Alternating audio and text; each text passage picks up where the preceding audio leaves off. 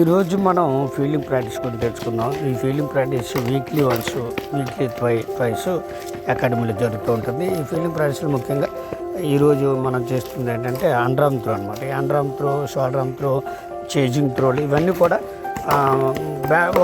ఒక బ్యాట్స్మెన్ని, ఒక బౌలర్ని ఫీల్డింగ్లో మౌల్డ్ చేస్తూ ఉంటుంది.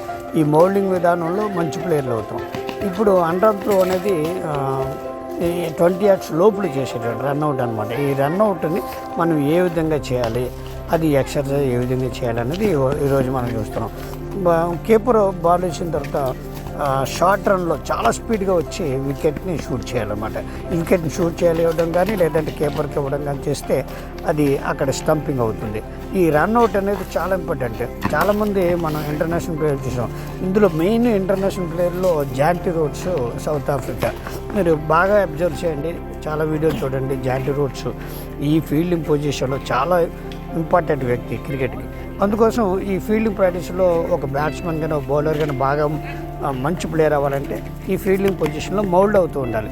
ఈ కాళ్ళలో బలం వస్తుంది, అలాగే శరీరంలో స్ట్రెంత్ పెరుగుతుంది, అంటే బాడీలో స్ట్రెంత్ పెరుగుతుంది, మీకు స్టామినా పికప్ అవుద్ది. ఇవన్నీ కూడా అద్భుతమైనగా రాణించాలి మీరు క్రికెట్లో అంటే మాత్రం ఫీల్డింగ్లో ఆరితేరి ఉండాలి. అందుకోసం ఫీల్డింగ్ మాత్రం నెగ్లెక్ట్ చేయకండి. ఫీల్డింగ్ అంత చేస్తే అంత గొప్ప ప్లేయర్లు అవుతారు మీరు. Thank you.